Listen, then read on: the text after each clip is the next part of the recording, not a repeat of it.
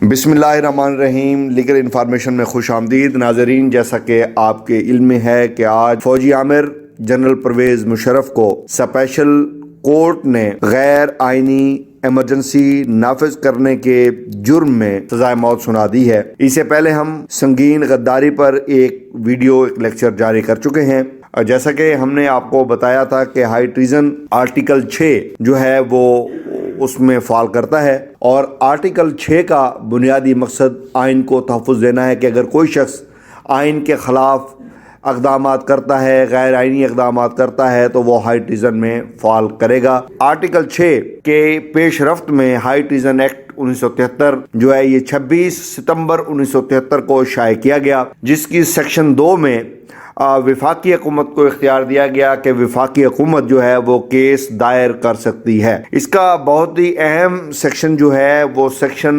2 ہے، جس کے تحت جو ہے وہ سزائے موت کی جو ہے وہ سزا یا عمر قید کی سزا تجویز کی گئی ہے۔ آج ہائی ٹریزن ایکٹ 1973 کے سیکشن 2 کے تحت اس وقت کے طاقتور عامر فوجی عامر جنرل پرویز مشرف کو سزائے موت سنا دی گئی ہے۔ کیا پرویز مشرف کے پاس اس بات کا اختیار ہے کہ وہ ملک سے باہر رہتے ہوئے اپیل دائر کر سکتا ہے؟ یہ بڑا بنیادی سوال ہے۔ سیاسی امپلیکیشنز اس کی کیا ہوں گی، یہ تو سیاستدان یا سیاسی کارکنی اس پر بات کریں گے۔ ہم یہ دیکھتے ہیں کہ کیا پرویز مشرف جو ہے اس سزا کے خلاف اپیل دائر کر سکتے ہیں؟ کیا وہ ملک سے باہر رہ کر بھی اپیل دائر کر سکتے ہیں اپنے کونسلز کے ذریعے؟ تو یہ وہ بنیادی سوالات ہیں جو اس وقت قانون دانوں کے سامنے ہیں۔ ایک تو بات طے ہے کہ، اور تیسرا اہم سوال یہ کہ اس کی اپیل کہاں ہونی ہے۔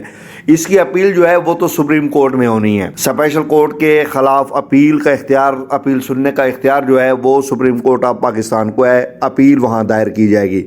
اور اگر کرمنل پروسیجر کوڈ کے تحت یہ اپیل دائر کی جاتی ہے تو پھر سٹیچوٹری ٹائم ہوتا ہے سزائے موت کا۔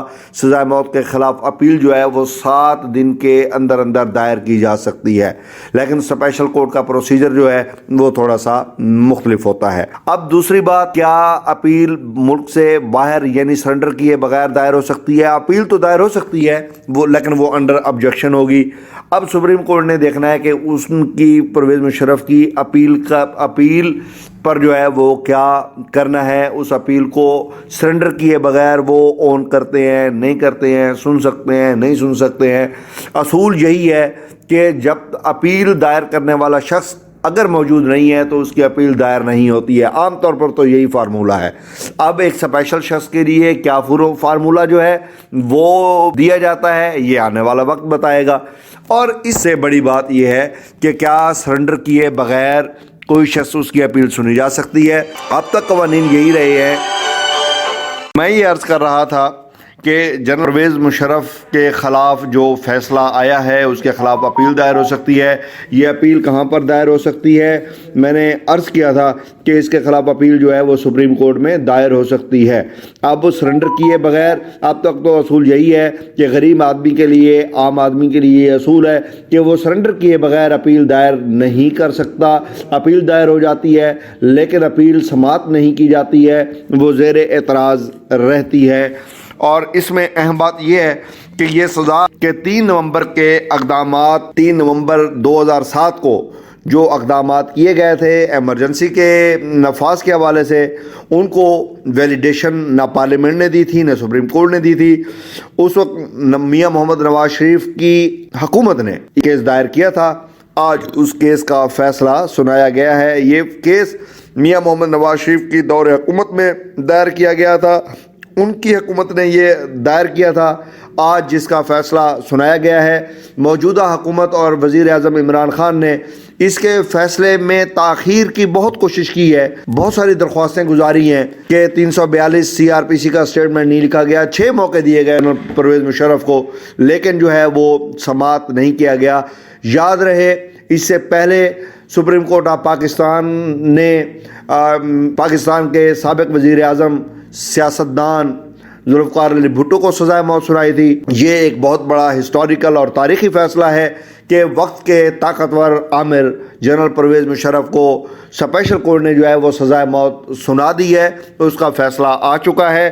یہ 3 ججز نے سزا سنائی ہے اور تینوں ججز جو ہے ان کی رائے میں اختلاف تھا، 2-1 کے تحت جو ہے یہ فیصلہ سنایا گیا ہے۔ اب کیا ایسا فیصلہ انٹرٹین کیا جا سکتا ہے؟ تو اگر ججز کی رائے کے اندر اختلاف موجود ہو، اگر ججز کی رائے میں اختلاف موجود ہو تو پھر جو ہے اکثریتی رائے سے جو ہے وہ فیصلہ سنایا جاتا ہے، میجارٹی کا فیصلہ جو ہے وہ قبول کیا جاتا ہے۔